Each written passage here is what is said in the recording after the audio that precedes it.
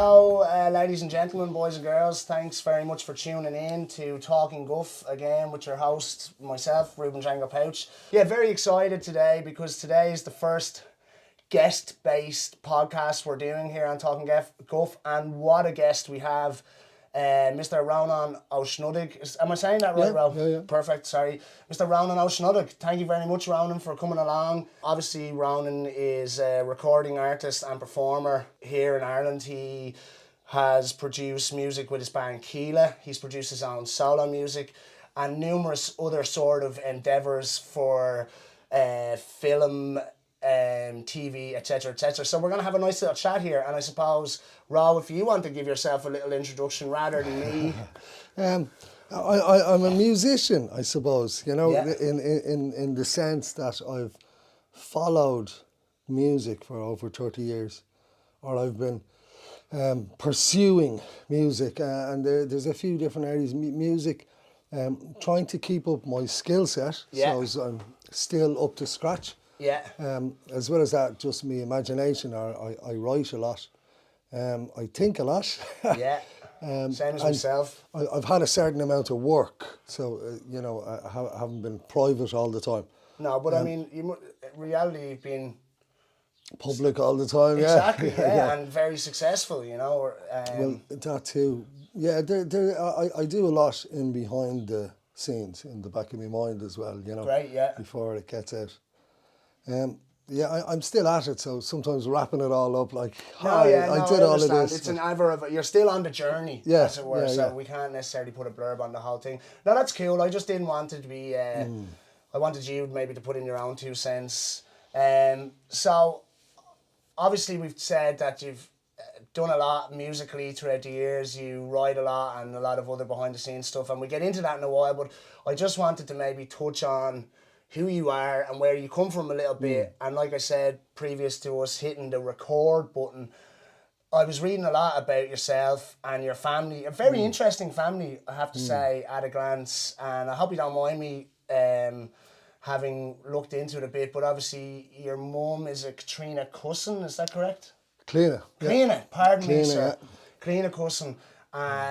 A prominent Irish artist, sculptor, and one thing, I was looking at a bit of your mum's work, and it's very traditional.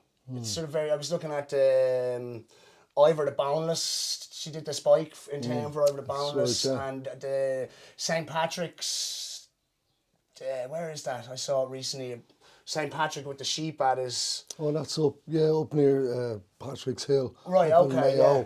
Not Patrick, what do you call it? You know, Crow Patrick. Yeah. And that's right, very sort of traditional looking, very Celtic. And a really lovely stuff, actually. And do you ever paint or sculpt yourself? As a kid, like I thought, you know, when we were in school, I did a portfolio for the NCAD. I thought I was going to be an artist. Okay, yeah. That was the intention. And would that have been influenced by your mum? Of course, yes. So I grew up around sculptures and art. Yeah, of course. Art exhibitions by and osmosis, at least, it's going to. And then, because another thing I was looking at, your father seems like a really interesting character, Portigo Snodaigh, because he was the former president. He is a former president of the Gaelic League.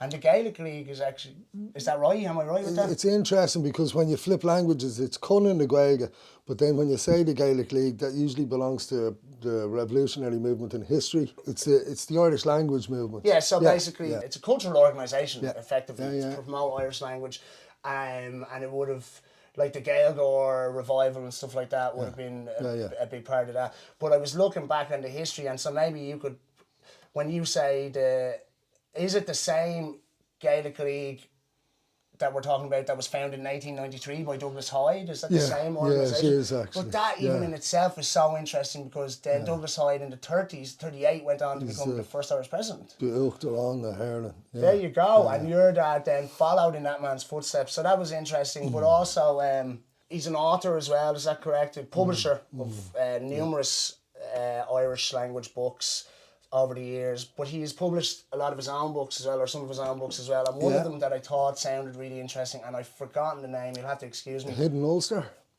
That's a good one, isn't it? Really interesting to me. Am I right in saying that he was drawing a connection through the Gaelic language between Irish people and the original Scots Presbyterian of the Ulster colony. Yeah. Which I just thought now That's a good one, isn't it? Yeah, that was really interesting. So that's one of his things. And it sort of had mixed receptions. The Protestant Gaelgoers, it's like a history people wouldn't like to admit, you know. But then again, there are people within the Orange Order and the Ulster Volunteer Force who sort of praise it. They're leaning in on the Gaeilge now, a few of them up north. Yeah. Wow, that's really interesting. So I thought that was really interesting. And the reason I sort of wanted to draw on that was, I suppose, if I was on the outside looking in, I might think that your father would be like a staunch traditionalist. And I was wondering, is that the case? It would be, what would be the opposite word of a traditionalist? See, it's interesting. So he'd be a staunch, the opposite word of a traditionalist. There you go, because masquerading as a traditionalist. yeah. Because again, like obviously your mother and father aren't Dubs, but you were raised in Dublin. As as Irish speaking family, or you are Irish speaking the whole time. No English allowed in the house. Really? Yeah. Now that is interesting. I'll have to admit, and I'm embarrassed potentially to do so, that I don't speak Irish. Most people don't. Most people don't, unfortunately. But they had to when they came to the house. They had to when they came to the house. Simple as that, yeah. Simple as that. I find that really interesting. It's very strong, yeah. Because it's definitely a big regret of mine, and I would maybe say, like when I was coming up in school, I didn't find the Irish language curriculum to be very accessible. You and most people, you know, and whatever the solution is, maybe it's turning all the bun skulls into Gaeilge skulls so everyone has it, because it's become an issue. People grow up and then they turn around, they go, why haven't I got any Irish? I feel embarrassed about this. Yeah. Well, it's not their language. Exactly, it's not anyone's fault. It's just the you know, if you imagine it, if everyone had Irish, there wouldn't be an issue. There wouldn't be a Gaelic League or a Cunning the Gaeilge. There wouldn't be any it wouldn't be necessary. There's countries like Finland or Luxembourg, they learn their own stuff in the primary schools. They don't need to go learning it afterwards. Exactly, you know, so most people grow up completely opposed to Irish, and then they realise they want to learn it, and then so there's a weird conflict in the country. Totally, inside everyone about the language. A duality. Yeah. Because even that seems very traditional, the idea that you would only speak Irish in the house. Yeah. And then would that have rubbed off on you as a kid when you were, say, coming into your adolescence, early manhood? Would you have been very, would you have been opposed to speaking English outside of the house? Would you have kept up the Irish speaking? You see, it's interesting, when you're a child of a revolutionary, you rebel.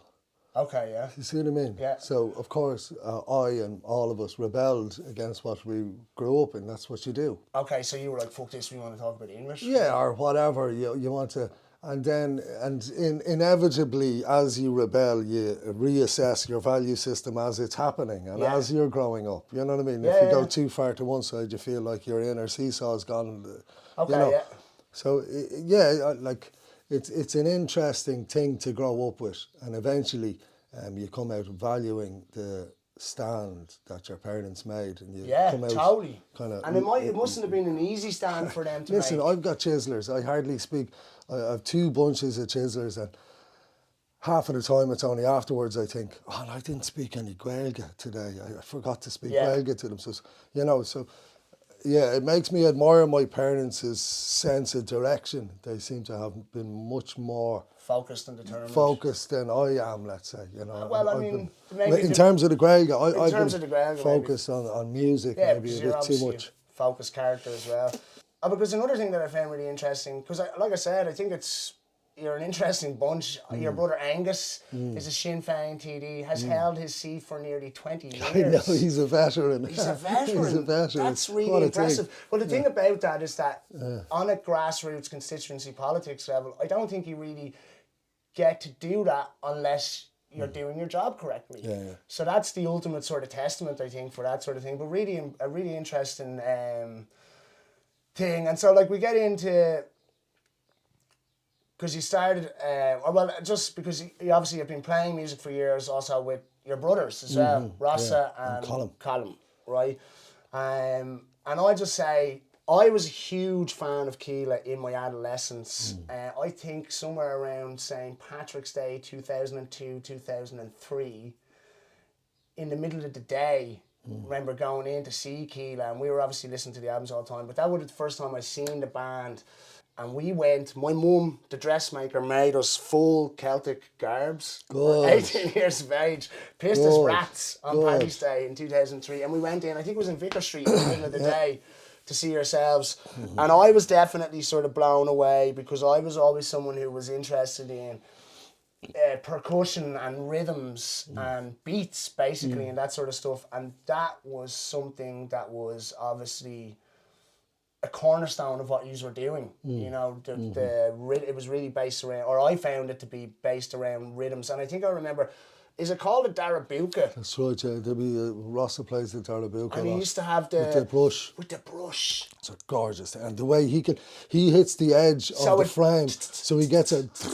That's right. I remember that. Oh, it's something else. So instead of and things are moving fast. Like we're not playing slow music. No. So it's really intricate. It is amazing. I never forget that. So he's just going like that, and he's doing the other rhythm in his hand. He's getting them, and he's getting the same. I must say, I had a Darabuka when I was younger. One of my favourites. And for anyone who doesn't know, are they Egyptian or North African? Moroccan? In and around there, and it's a really high pitched. Yeah, because it's a metallic drum with a perspex. It's a light gel. It's a light gel. That's what the skin is, and you get a real, high-pitched plastic response off it. It's almost like a... Ping, ping. Yeah, like a timbale sort of vibe.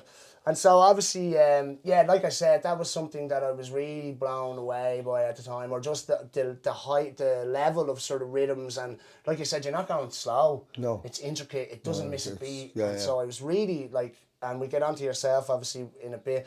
But one thing I wanted to know is, because I read this last week, did Rasta really play the spoons for the Hershey's ad campaign in '88? Yeah. That is mental. It's nuts. And I was trying to find the ad, and you can't find it. Can you not? He probably has it somewhere. Yeah. Right, so that's crazy. The Hershey's Mousse North American ad campaign in 1988. Rasta got to play spoons, yeah. Wow, that's insane. So, and then obviously your other brother who you play a lot with is Colin. Yep. Did Colin play for Bray Wanderers FC? That's right, yeah. Football, yeah. Played for Bray Wanderers, lads. I think he played a bit for Pats and Poes as well. Right, okay, yeah. In and around the squad, yeah.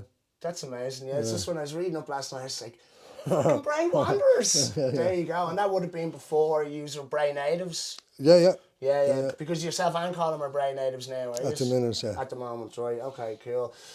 I saw yourself and Colin playing about 1.5 years ago, maybe 6 months previous to lockdown, in the small bar in the Harbour Bar. And it's yourself and Colin, the living legend Dame O'Cahal. And Shay Fogarty. And Sully. Sully wasn't there the day I seen his now. I know Sully, but yeah, the lineup on the day was just the four of you, I think. We played in the bar, yeah. In the bar. We did that gig, yeah. Yeah.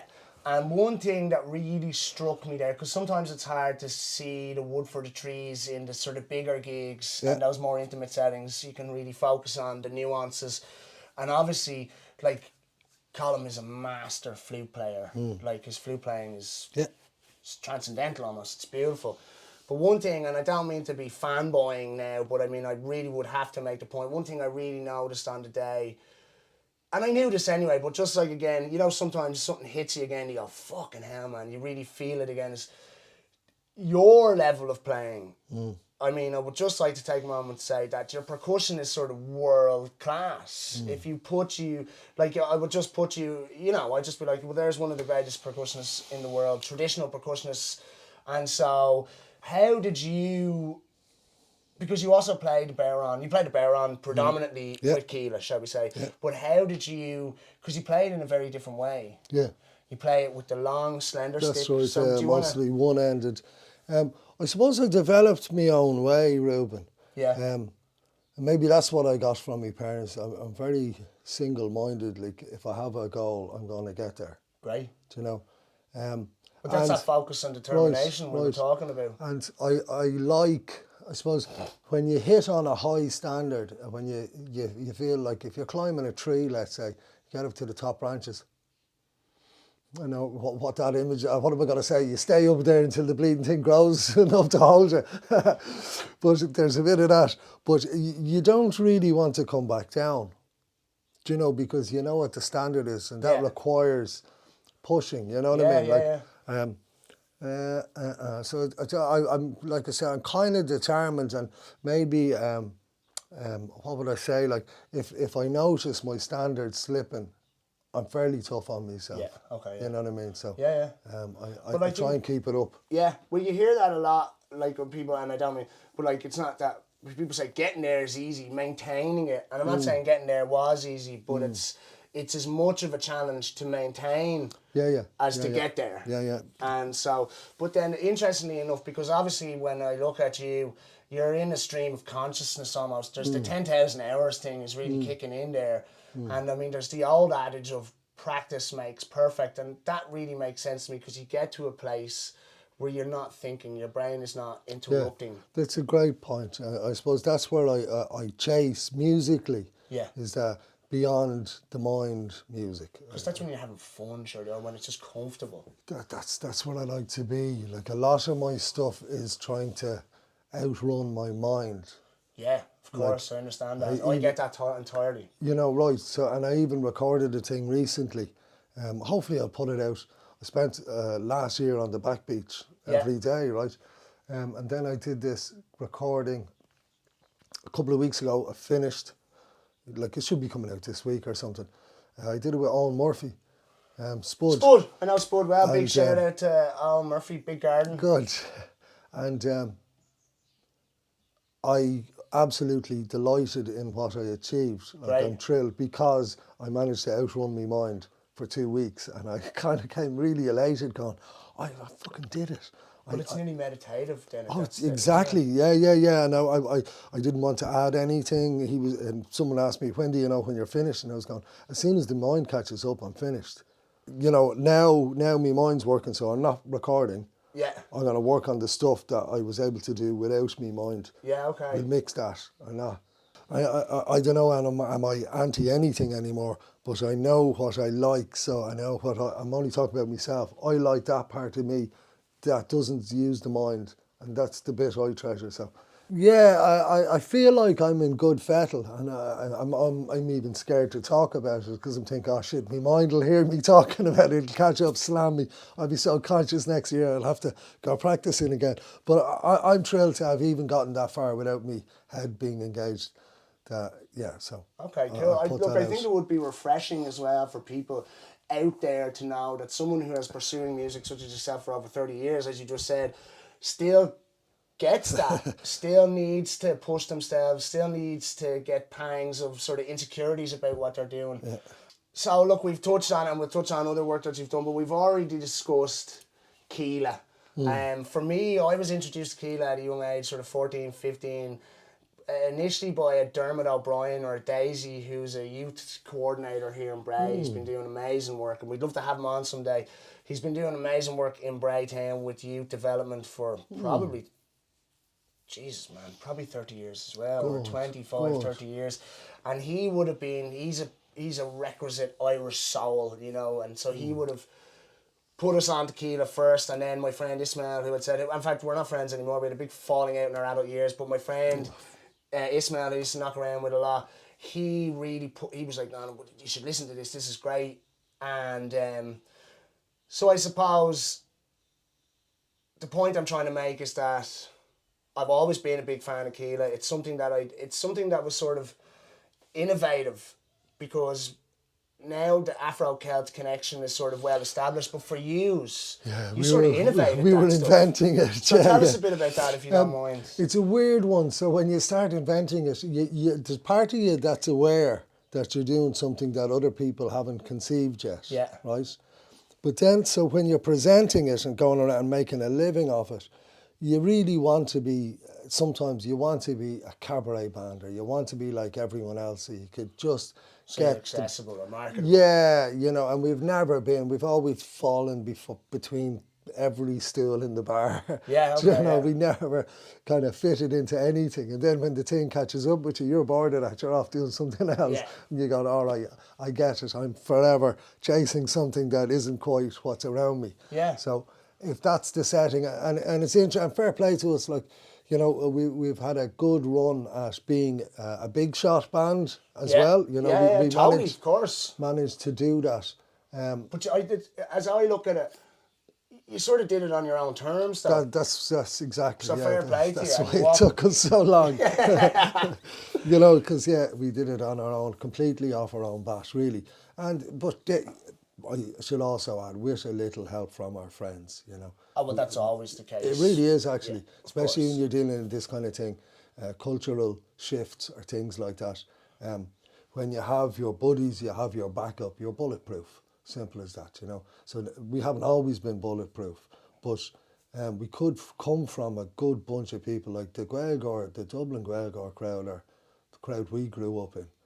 There's a nice deep taproot, goes all the way to Donegal, Douglas, to Heda or something. It's pretty strong, it's a nice bunch to be around. Like, if you were around some people, you'd lean into the Gaeilge within a week. You'd be like, I like these lads, you know. Yeah. Like, I'm not just talking about us as a family. I'm talking about the wider family. The Gaeilgeoirs. There's you know, and that leads in, and then you're just kind of, well, I am really inspired by you know, because it does tap into history. Like, we're not Americans. We didn't fall out of the sky and just land on this piece of rock. There's been a lot of people who've scribbled along the coast to make us a thing. Yeah. So you do get a bit of that, channeling all of that stuff. You get that you're from really tolerant, good people, really, and not good, tolerant and good. All those adjectives, I don't know if they do it, but you're from some bowl of love, and tolerance is a good word. Yeah. You know what I mean? Because the Gaeilge, and like me dad's thing with the Protestant Gaeilgeoirs in the north, it's like, no, the bowl is wider than the cliche. Yeah, of course. You know, and then you realise, there's a bucket of people outside of the cliches, and then. Yeah, you eventually feel like I'm delighted to have belonged, or to even have put a fire on the stick, or to be part of that thing. There's a brethren sort of vibe to it. Yeah. That's great, and because what people, I think, because one thing to know is that you said yourself 30 years, you've done it on your own terms, you've achieved a huge amount, but one thing I think people don't understand is that what an accomplishment that is in and of its own right, because I think people probably think it's been real glamorous for 30 years, and I know that, like, even from doing my own sort of small touring efforts, and being in a band, I was together for 10 years, probably even that 10 years, it's fucking hard work. Exhausting. It's absolutely exhausting, you know. And then you throw travelling and stuff into that together. Yeah, again. But it's what we set out to do. Yeah. So we've been doing it now. Having the lockdown has been a mad one, because I haven't stopped in 30 years. This is the first time I've stopped. Okay, yeah. Which, on the one hand, is it's such a shock to the system, and you know, that makes me look back and go, is there any of that I've missed? Am I missing any of that stuff that I've done in the last 30 years? And I'm not sure I am yet. Yeah, okay, yeah. And that's kind of strange for me to admit to that. Yeah. Because I've been so dedicated to this thing. Been on the path, so. And then, you know, how am I going to navigate? How do the rest of them? So we're going to meet up on Friday, see how we all feel about this, that and the other, and what are we meant to do. As a band, we've fallen into, let's say, the last 5 years, we've just been a gigging band. Okay, yeah. Just paying rent. Yeah. Do you know what I mean? Yeah, and you know the venues, you know, they're all anything from 100 to 400 seater, or not seater, dancer venues, or nightclubs. And so we've been just gigging constantly, none of it on camera in any flashy places. Like, there's been a bit, you get your one flash and everyone thinks you're doing that all the time. The other time you're up in Cavan playing in some bar, sweating it out, freezing in the outdoors, trying to have a fag afterwards. I know exactly. And on the road for another few hours, coming in at 5. But I've lived it so long that that's what I've been used to. And now I haven't been doing it, and the world hasn't fallen out of my arse. So I'm not sure. It's kind of near, not who am I, but what am I meant to be doing now? Yeah. So I enjoyed working with Spud, because, like I said, I found, oh cool, I'm able to do this and get ahead of my mind as well. Like, getting ahead or getting out of my mind with the lads. When you've 8 lads and an engine, and you've lights and stuff, you have a lot of people in a crowd to please or to look after. Yeah. It can be easier to get away from your mind because for me, gigging, I've so many things to be looking after when I'm gigging. Yeah. Not just keeping rhythm or driving it or, you know. And on me Todd, it's interesting.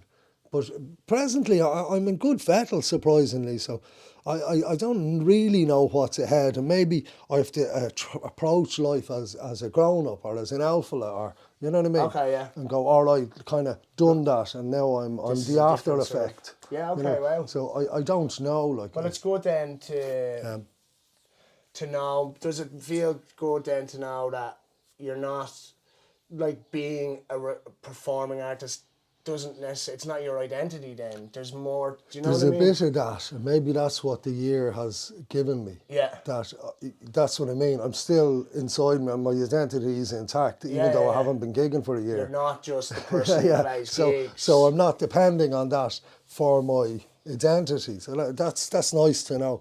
And are you looking forward to getting back at it? Ish. Like I've been like I have to keep up my standards, so I'm practicing and I'm driving. I'm to do another recording next week of another bunch of songs. And I'm again really excited about that. So there's two things. Physically, like I said, we weren't physically. We're trying. It's like let's say the electric fence is there. It's like leaning over the electric fence as far as you physically can without getting stung by it. Yeah. So that's what we've been at.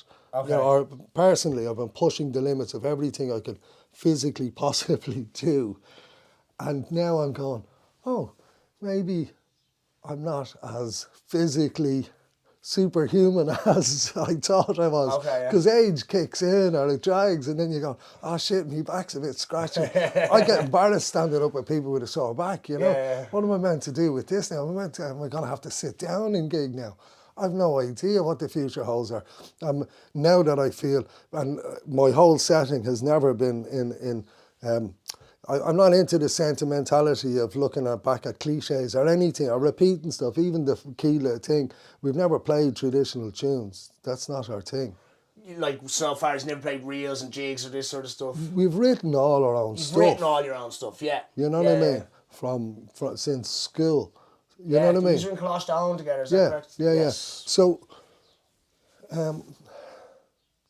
we're gonna, but. So some of the music we play, like if we're playing a track from our bushel of tunes, but we're from 15 years ago, to me that feels old hat. I'm like, no lads, we're driving a wedge into the future. I have no interest in 15 years ago. Well, yeah. But so we're going to have to be somehow different and learn how to be different because we're not 15 years. We're now. It's now, yeah. And so it has to even evolve a little bit. Oh, it has to evolve constantly. I'm really restless. I've no time for not when I say sentences, I don't want them to be held or quoted. Oh, Ronan has no time for the past. Yeah. but I kind of don't really. Okay. That isn't my. Yeah, I understand that. I think it's probably as well a thing that a lot of recording and performing artists experience, where they sort of, after a while, they go, but we want to be known for this thing as well. Yeah. There's a catch, and maybe we got away from it. I'm not sure. It's such a funny career because we haven't had hits per se. Okay, yeah, like you're not chart topping sort of things, yeah.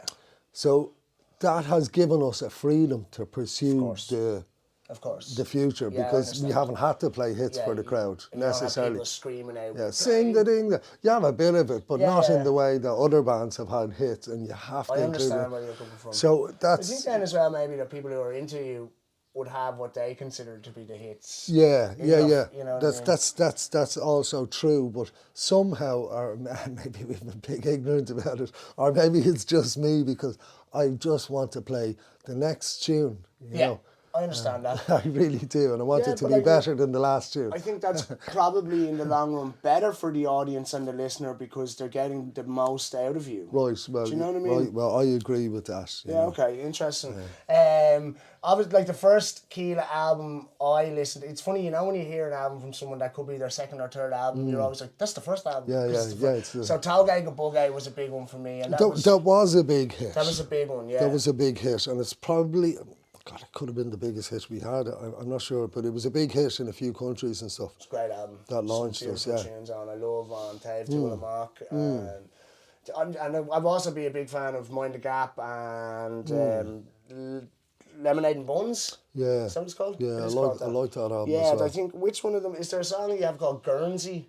Guernsey, yeah. Guernsey, and it starts sort of almost like a klezmer sort of. Yeah, and then it builds up. And then it flips. Yeah. Timing wise, it jumps. It's a goodie. I think D wrote that. It is a great tune. Yeah. And funnily enough, because when I was reading up on Kíla, it's easy to sort of not put you in with the rest of the musos, as it were, because you sort of set yourselves apart musically. But the reality of it is that yous were there at the very beginning of all of the Hothouse Flowers, the Frames, Paddy Casey, all of these Irish acts that especially came out of the street, the busking thing in the late 80s and early 90s. Yous were there. Yous are sort of the godfathers of that stuff. And in fact, even at times, original members of Kíla left Kíla to join the Frames. Is that correct? Yeah. Colin, fiddler. Okay, right, yeah. Dave, guitarist. Dave. Even Glenn gigged with us in the early days in the UCD bar. And so you would know all of these heads. Grew up with them all, yeah. Glenn Hansard, Liam and Wayne, this sort of thing. And so I found that really interesting because I suppose just at a glance, I don't necessarily put you in that bracket. Yeah, we managed to avoid the spotlight. Well, to be honest with you, I just think that, like I said, I feel like you did your own thing. Yeah. And obviously, like you said there a while ago, that what you were doing wasn't necessarily marketable, and you could have gone, let's be the cabaret band or the marketable band, but you didn't. You stuck to what you wanted to do. And not to say that these other aforementioned artists didn't, but they obviously, it was a more marketable product they were creating. I think, and there's a few things. And I think in the busking, it was Liam and Fiachna were they were the first of our lot that were out busking, and they're a few years older than us. And great scene, everyone came out of the woodwork, you know. So and then we were busking. We followed Owen and Cullum in to town, and we met. I remember we met Glenn, Mark, Nick Christopher, Paddy Casey was a young fella, a little runaway. Young fella, yeah. We looked after him. And then even a few years later, Mundy came on the scene. A scene got created, which is a really exciting thing for a few years, because it moved off the street into venues, and then moved off the venues into concerts, and moved after that into the papers or whatever. Brilliant, you know what I mean? Yeah, so it really felt like you are really there in it. Part of a scene. Yeah, we knew each other's stuff. Like, okay, cool. I wonder now if this is, because people say to me these days, there's a great music scene in Ireland at the moment, and I'm thinking to myself, is there? I definitely thought there was a good music scene 10 years ago, and the sort of music scene you're talking about seemed even like it was more powerful 10 years previous to that, maybe, or 15 years previous to that. And I wonder then, is the music scene, the parameters for music scenes going to change now? Because obviously there's been no live music for a year. Yeah. And then the people who are, it's sort of almost like a college, I suppose, where the bands come up, they go through it. It's really interesting that that's been invented. So what you said is we were at the start of all of this. It's correct, but I kind of qualified a few things, because you want, if someone else is listening, I don't want to be robbing anyone's steam or thunder. No, I understand. But yes, what's interesting about society is when you do something that isn't on the, that's curriculum, but like I said, I'm always going to the space that isn't occupied. That's what interests me. Yeah. If someone else is doing that, they're doing it. I'm not against them. I'm a fan usually. Yeah. And I'm going, cool, I'm over here. I'll call over to you in a bit. And I'll go and find a space where there isn't somebody doing something. And that's what we've been at. We've been constantly, and then eventually they invent something around what you're doing, and they call it Afro-Celt or something, right? Get out of that.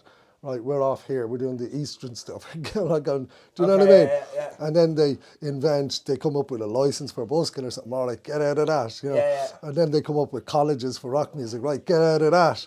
Do you know what I mean? So in a way, we're just moving further away all the time, because they keep, I suppose when behaviour is repeated over a certain amount of years, a certain amount of people into it, the society has to create, or wants to create, some framework around it to explain it and to maybe even highlight it. It's not always a bad thing. I understand.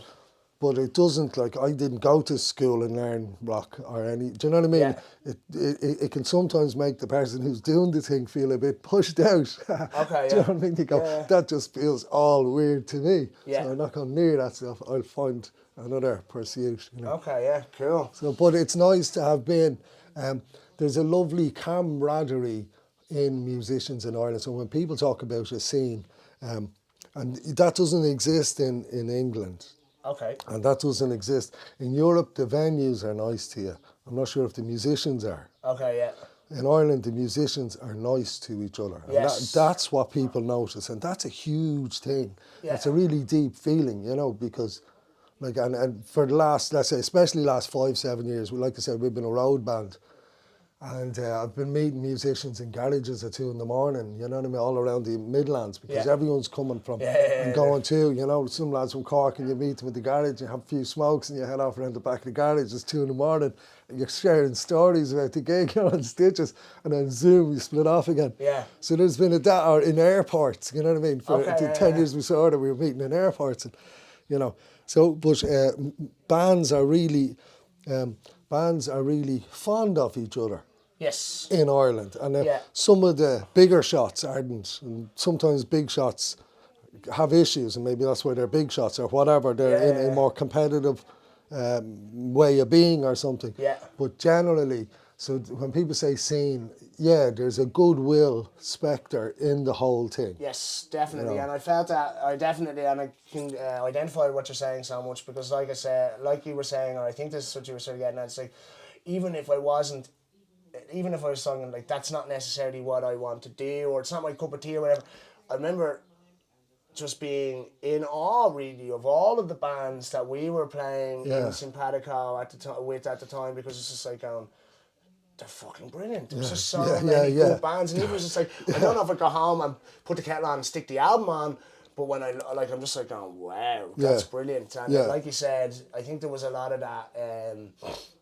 Yeah, it's great to be a fan. It's a good setting. It's great, and it's great to be able to see sort of, you know, really tight, really hard-working, really good bands do their thing. It's just like it's awe-inspiring, you know. And it really is. To me, it's like looking at, you know, when the starlings go scuttering around. Yeah. It's that, and you can stare. You throw a stone on the strand, just get a load of seagulls to leg it, and they, or oyster catchers or something, but they all do this formation thing.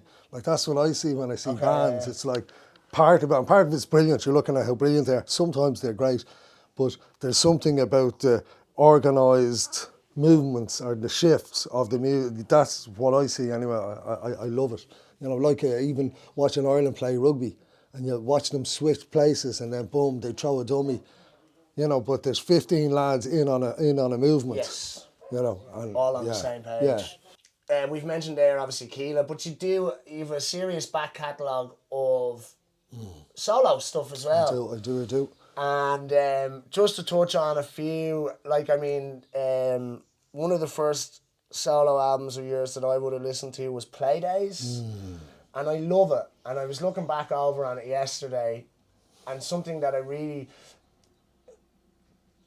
Because the differences I've noticed, say, in your solo work and the band with Kíla, you seem to be a lot more vulnerable in your solo work. Like, even your voice is more lo-fi, or it's just not the same. It's just brought down a little bit, and I really like that. I love the colloquialisms that you sort of use. There's a tune called How About That? How's About That How's then? About That And then? it's just, and you also have a song Who's called... gonna change? Yeah. Race you to the lamppost. That's it, and I love back that. again. See, I'm not lyrically, for whenever I try to write music, I'm not like that. I'm more matter of fact. This is the thing I'm trying to say, and I love, and I'm really, I really appreciate or admire when people can sort of have a more, I call it colloquialist sort of songwriting style, where it's just like little snippets of things that make you create your own imagery. And probably my favourite song off that album, Playdays, is They do though. They do that down there, though, don't they? Though? They do though. They do that. But even that, when I hear they do that down there, don't they though? They do. I'm just there going, that I can hear some lad over wherever in rural Ireland going, Asher, they do that down there, don't they though? They do though. And so I love that song. It's great. It's gorgeous, isn't it? Beautiful melody, you know. Me and a friend of mine used to sing it all the time. But, so I just said there that I thought that there's just the energy is just a bit lower in your solo stuff, or a bit more personal or something like that. And so maybe, do you want to touch on those? It's kind of yin and yang, isn't it? You know, it's yin and yang, and the Kíla thing. And I suppose I'm always finding out after the fact what I do or how it affects people. You see, even like the setting of trying to stay ahead of my mind. Yeah. I want to see. I don't want, you know. So I do the thing, and then afterwards, I can realise, I see there's a huge difference between the me and Kíla and the me on solo. Yes. Do you know? And I'm finding out afterwards, like, you know. Because you're probably in the time, you're not setting out to do that, you're just doing what feels natural in the moment. Doing it. So, yeah, it's yin and yang. It's pretty stark, like. And do you find it's very different. Do you find it to be different in the process, in the writing, recording, performing process is all different as well? Yeah, and so sometimes some of the things I'll do solo will grow into a Kíla thing, and that's interesting for me as well, to watch it grow or watch other people take hold of it, chop it up and, you know, and big it up or something. Yeah, okay, that's interesting, so, all right. Yeah, it's all been interesting. And do you then, in a situation like that, would you be writing something and you just say, do you know what, this sounds like not a Ronan thing, this sounds like a Kíla thing? Sometimes, but again, like I'm fairly strict about that thing I said earlier about not using that part of my mind. Okay, yeah. You know, other people, I just, so as soon as I hear that, I go, well, when I'm aware, I know where that's coming from. That's coming from the conscious part of my, I don't know what the phrasing of it is, but that part of the mind, which, and maybe it's been a detriment to me, because I'm not driving a Mercedes or anything now, am I? But it just, well, I know that I wouldn't want to be using that part of my mind. Okay. It just doesn't appeal to you. No. Okay, you know, so when I hear my mind thinking like that, at some stage along the day, I'll go, I don't want to be there. And I'll move on to the next thing. Okay, because I just don't trust it. I don't know what it is. I don't know how to explain it. But as soon as I'm doing that, I'm sort of squeezing things into things. Like, because I'm so proud that people picked up on some African leaning in our music way back when. Yeah. But none of it was, you see that beat, that's 3/4 and there's ding, ding, ding on the cowbell and let's put that in there. None of it was like that. Okay, yeah. None of it, like... It was organic. Completely, and, you know... I think that's what people so identify with as well. Right, because then it's more a leaning or a thought or a way of moving your body that's similar to something or that you got influenced by, rather than... It's just never been my way to lift something, throw it and stick it into that and box it off and... it's not very artistic to do things that way. Right, maybe I'm too artistic. No, I just like the stuff. There's some self-exploration, learning going on, and maybe that's the thing that I've really been doing or pursuing. And then at this, like I'm 51 now, and I'm trying to embody the elder lemon approach and go, all right, I need to be a bit with it now. You know what I mean? Like I should know what I'm at by now. Yeah. So so I'm trying to identify it and go, all right, well, you know, so sometimes with the Kíla thing, how it's a big, because we've played big stages, a big thing. Sometimes maybe I pump myself up. It's such a big deal to involve thousands of people. Yeah. That maybe part of me is I'll strip off, grab me barrel on me stick, and I'd kill them all. Like, do you know what I mean? In effect, all right, okay. Or I'll take them all on. Like, and maybe I don't have to do that anymore, or maybe that's what I used to do. Yeah, okay. But when I'm playing solo, I've no interest in 20,000 people. Yes, okay. Yeah. Absolutely no interest. I'm I'm trying to articulate. And you're right about vulnerability. Like there's a real dichotomy in me and in everybody. Yeah. But maybe I've been microscoping it and looking, go, wow, I'm such a wuss. And then the other time I'll strip my shirt off and take on 20,000 people. Yeah. You know what I mean? Yeah. With there's probably just no reflection. Okay. Yeah. Do you know, so there's a bit of a flip to me. And maybe I've used that flip by doing the solo work and deliberately pursuing its lo-fi thing of, like I scribble a lot. I've been scribbling my dad scribbles, you see. Okay. The whole family scribbles. And I've been scribbling since I was 11. It's a great because I don't do it enough. Right. And I think it's a great pursuit, isn't it? Yeah, totally. Because I can think of things and I go, oh, sure, I remember that. You see, even that, like, let's say, how's about that then? Like, again, this is just personally, I treasure that. Because I was actually living in Bray 22 years ago in a house in Crown Hill, a few lads, and we had the house for a few years. But I was sitting by the fire and I was scribbling, like I'm always doodling or scribbling, whatever. But I'd written, I was scribbling, how's about that then? Who's going to change? I'll race you to the lamppost. I'll race you to the lamppost and back again is a beautiful line because when it just opens up so much. Right. I realised it was one of those moments where I wasn't awake when I was writing that. Okay, yeah. And I went, oh, fucking cool. My other mind is working. So I jumped up, grabbed the guitar and went, oh, fucking deadly. I've gotten ahead of my mind again. Yeah. I'm not going, what would be a good rhyme? There's nothing. I was just scribbling. And I was like, and it actually means so much to me. You know what I mean? So I remember writing that. I remember particularly thinking that was like a eureka moment of, oh yeah, there's part of me that can write. It's like sneaking under the door. It's like finding a back way into your ma's house. At 16, okay. It's like, cool. I was able to slip in, got past the floorboard. No one noticed. So that kind of opened up a little channel for me there. But that's surely for artists of all, from sculptors and painters to writers to musicians. Surely that's the end game for everyone. Just to get outside of your mind and just, like you said, slip under almost and go, this is what I'm doing. Cause I know for myself, and I think even like for like anything, when your brain gets involved, you're fucked. It's just kind of tiring and boring. But it is tiring. Like, and actually, it'll actually use more of your energy. Using your brain actually consumes energy. Right. And so I think for me, like the best gigs I ever had, those transcendental gigs, those peak experiences, and that's what they are, people. You know what I mean? Would you agree when you have those gigs where you're just like, it's like it's like ecstatic. It's like. And there's no brain involved. It's just like, we're doing this. Yeah, you're having an ecstasy experience.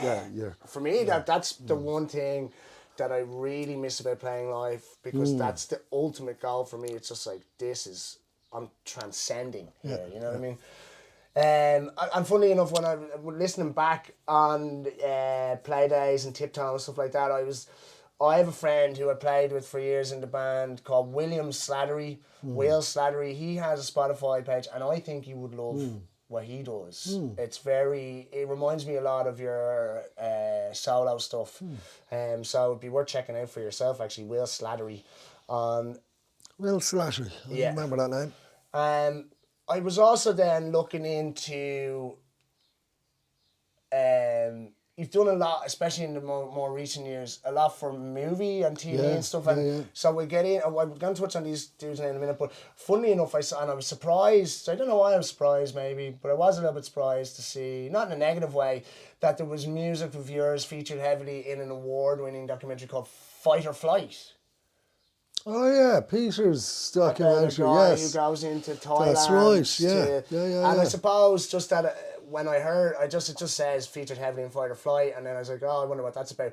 And then when I went into it and saw it, it's actually a documentary about a guy who goes over to Thailand to try and be successful in the ring fight scene, which apparently is brutal over in Thailand. It's hardcore, Hardcore. And then I suppose I was interested just to see...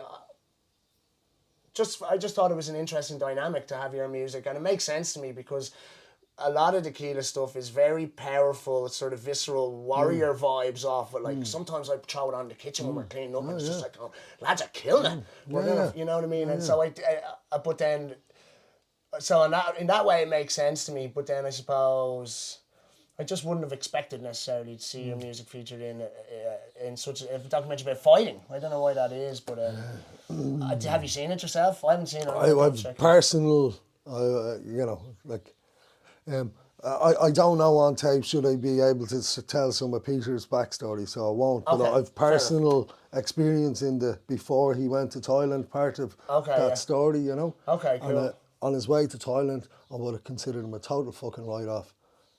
And on his way back from Thailand, I went, good. So you learned your lesson. Okay, right. Well, I'm going to check. And he's and he did learn his lesson. And I think he's a much better person since. Okay, wow. Do you know what I mean? Okay, interesting. Well, look, I'm going to check it out, and we will. You see, you know, I'm sort of in everybody. You know, I love people. Yeah. Like, you know, and I'm delighted with Bray. Bray's stuffed with good people, and I like personal courage as well. That's something I admire in anyone, and you get that in anyone. Okay. You don't have to be dressed in any way, but because he pursued it and he walked the path, you know, and he learned the thing he needed to learn. You can't. For me, it's like, I'd stand, all right, Peter, come in, Charlie Stock, like. You have to tip the hat. Yeah, completely, because yes, you went across the bridge, you were as good as your word, and that's what you learned. Okay, yeah. Cool. Interesting. Yeah. I love that. So.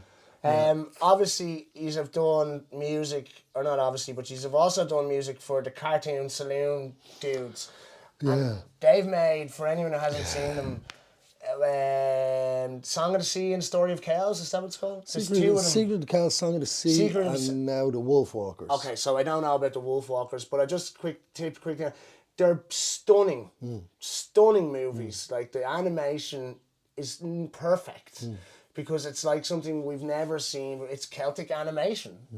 For me, when I look at it, and I watched the two of them as they were coming out with my son, and we loved them at the time. And they're beautiful. They're really beautiful movies. It makes you so proud to be represented with their stuff, doesn't it? As a country or as a culture. It does. Like, they're doing like, it. And when they've bridged that gap between sort of contemporary animation and like fucking Irish mysticism, you know what I mean? It's really well done. And so tell us a bit about that. All right, so let's say 25 years ago at the back of a pub in Kilkenny, two lads came up to me, and I was out in the beer garden, and chatting away to them, and they were waffling away about their scribbling. I call everything scribbling, but they're working on this animation.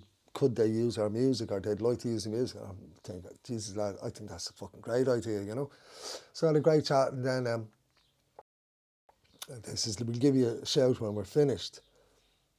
So about 10 years later, got a phone call. We're finished. Wow. This is what? 10 years, wow. Yeah, it's a big deal. And then, but they've had to twin it with a French company to bring them in. Like the big movie thing is a big international project. Yeah. And so they're ready to do that, and that was the Secret of Cows. And then you go into navigation, negotiation, recording, and da-da-da-da-da-da. And them as a company have just, because Secret Cows burst onto the scene, international scene. And Kíla with this French composer called, well, I forgot his name. I forgot his name as well. But is it Bruno or something? Bruno Kíla, yeah. Bruno Kíla, that's it. And so the music got made for the Secret of the Cows film. And then they pursued another film. They did The Song of the Sea. Yeah. We got more involved in that, and then there was more time spent. Song of the Sea is pretty heavy and all that. Yeah, it's fucking hardcore. Tough kicker, isn't it? Yeah. In studio and all that. And then the latest one, The Wolf Walkers. The Wolf Walkers. That just got released. Just released. That's on Apple TV now. The Wolf Walkers on Apple TV. It's the latest cartoon, and you have featured heavily on that as well. Oh yeah, got weeks in studio and navigation back and forth, going over to France and all. It's lovely to be involved in big work to be a spoke in the big wheel. It really is. Okay, yeah. You always want to be a bigger spoke in the wheel, but to do that, I think for me anyway, to spend the years learning. I want to learn everything. I want to learn after sound. I want to learn sound balancing. I want to, you know what I mean? Yeah. This world so far anyway has been opening up to us, and there's a bucket of learning to do. I felt at the start, and maybe even still, I've been wearing short pants in this world. Okay, right. You know what I mean? You know, I'm the short pant fucking apprentice here. Even though there's a lot done, like there's a lot of movies to our name or my name. Yes. Do you know? But I still feel like, I suppose other people haven't pursued music and gigging, where, you know what I mean, whereas I have. So yeah, I've a load to learn in this world, and I'm about to learn it. Well, it must be, two things, it must be really interesting to sort of see, like not only must it be exciting to actually go off to other places and work, like be a spoke in the big wheel, as you said, but it must be really interesting to sort of see how your skill set or what it is you do can be transposed. And we've talked about the band and then the solo thing and the differences between that. But what's this then like? This is it's interesting. It's egoless work. Okay, yeah, cool. Which is exactly, it's a cool way of doing it. And the trick is to, there's another thing I didn't mention there. The trick is to not be heard. Okay, yeah. To not be noticed. Do you know what I mean? Yeah, you're not the centerpiece. You're not. You're the cherry. Or the fluff. Or the fluff's the wrong word. Even the noise you make mightn't be centerpiece. Okay, yeah. Do you know, it's really interesting. So you're a few degrees removed from... You're just an ingredient to the whole cake, as it were. It's great. And then even the layers of mixing, and then mixing to the film sound and the score, and there's so many spokes in the wheel that's really intrigued me now. So, but we did another film that'll be coming out. Hopefully, COVID's kind of held everything on pause. We did a film called Arlacht, Arlacht is like the monster. Okay, yeah. It's a Gaeilge film from Connemara. Yeah. And that's got a good bang to it. I was thrilled. I really dove into that. Well, we had the rehearsal room. We had the old court building on the bridge for a few years. Where's that?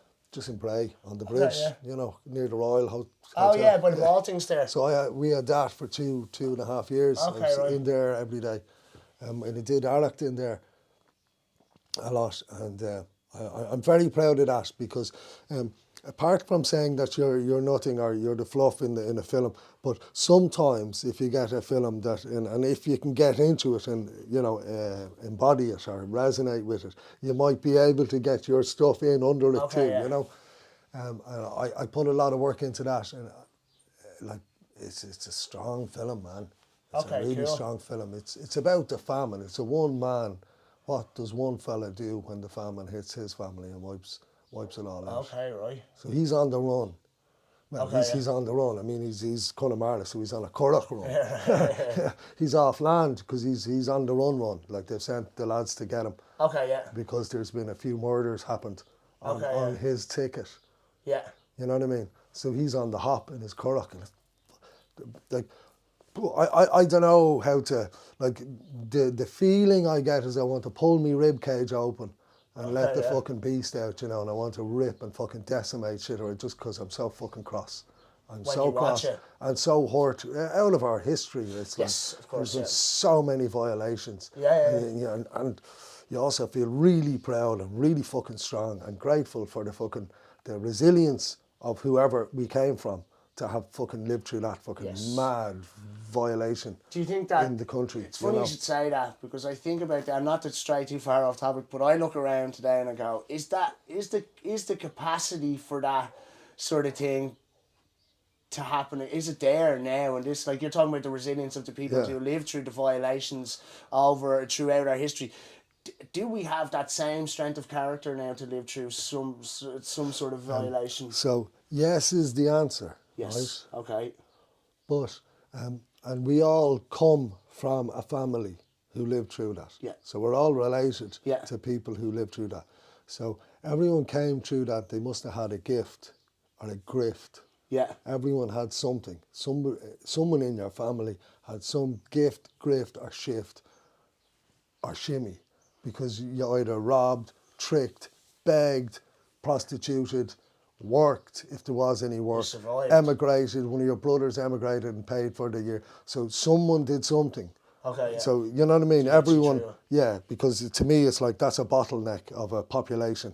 Okay, yeah. You know what I mean? And then we all came out of it. And so yes, it's within all of us, but we can all eat each other and get wiped out again.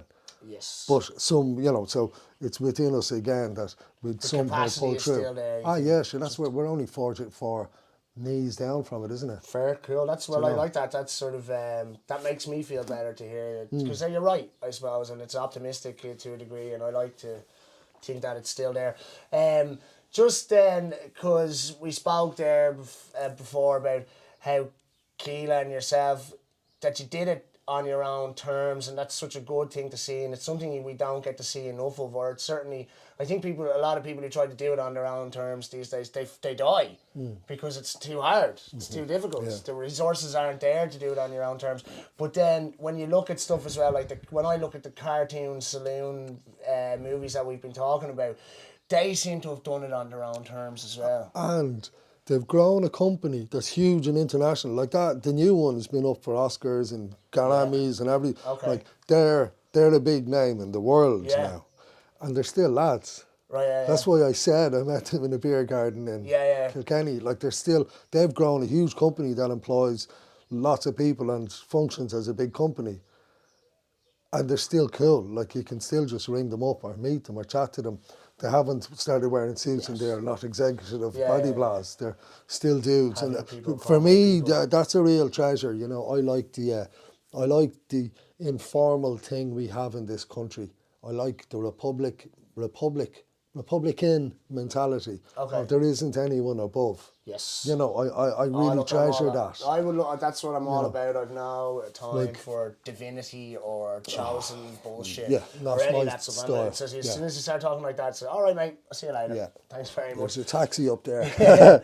And so, and again, it must have been difficult for those lads, because surely in the contemporary world we are, and animated movies for kids is a monster from a financial, like, you know, it's a big beast. And then to be, like, I'm sure at some stage, or maybe I'm wrong, but I wonder then, was there ever a dialogue for themselves, or they're like, oh, fuck it, will we just make a fucking... And like a totally generic, because it's almost generic, where what they're doing is totally alternative, totally new, totally different. I suppose, of course, there is discussions that you want to give up. Sure, like in Kíla, we have a row every couple of weeks. You know, I'm walking out. No, I'm walking out. No, I'm walking out. No, I said it first.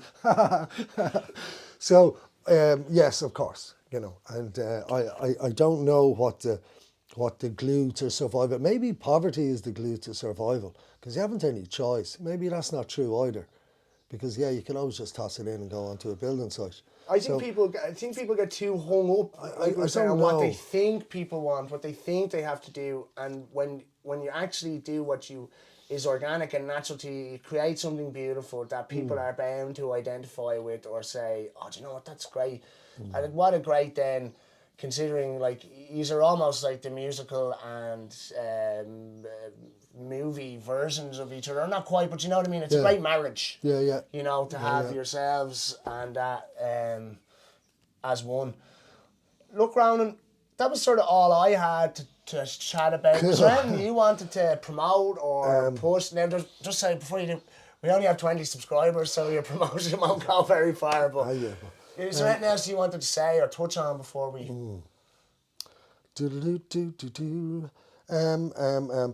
It's never been my strong point. Self-promotion. And if not, but then self-discovery, yes. Okay, let me see. What's happening? What day are we? We're coming into the summer 2021. Everyone's fucking terrified that they're all gonna fucking die. That's the truth of it, isn't it? Yeah. In behind the back of the fucking thing, and we're all terrified we're gonna fucking die, coughing into our fucking pillows. Musically, we'll see what happens. Like for me, the disengagement of the mind is my main pursuit. Yeah. Do you know? Like that's like, and you can get that playing a game of football with a good bunch as well. Yeah, totally. Do you know? In terms of music, I kind of love music, and maybe I've loved it too much, because I don't really mind where I'm playing. Okay, yeah. I really don't mind the setting. But that's I love playing music. That's musicians, it's such a fucking buzz, you know. And it has been, and it's been great to be in Bray. I've met so many cool music people who are up for it. you know, and they're up for it, and you're not in a setting in town where you're trying to catch the attention of hot press or whoever, you know, you're actually just buzzing. Just buzzing. So that's why we all got into it in the first place. So Bray's been really good for me in that way, you know. Where the future, I haven't really got a plan where the next thing. Now I know I did this thing with Owen. I'm going to put that thing out, and it's about the waves. I wanted to encapsulate the waves. Is it music? It is music, or is it rhythm? I can send you a link, even though I keep waiting for it to master, because he mastered it and I just didn't like it. Okay, yeah. I wanted him to unmaster it. Okay, yeah. And Perfect. he understood that. Yeah. Like, this is for indulgence. This is for like meditation, or for dishes, or for imagination. Pump it through. Yeah. No, exactly. Yeah. Exactly. This isn't going on to the radio. Yeah. Okay. Yeah. So, but it's all done and finished, and then I've got the thing coming up. I'm working with this fella Miles O'Reilly next week, and he's another great. He's just a really cool dude. He gets it, and he gets even in the world. You know, you can't be unless you're really rich. You can't be too much of a snob. It just, you know, sometimes you have to come down off the peg and do the work, because we all have to pay rent. Yes, so even me with I'm always about the pursuit of art. Sometimes I have to turn up and sing for Guinness, or bang a gong for Murphy's, or whoever, because you know, because it's work. Yeah.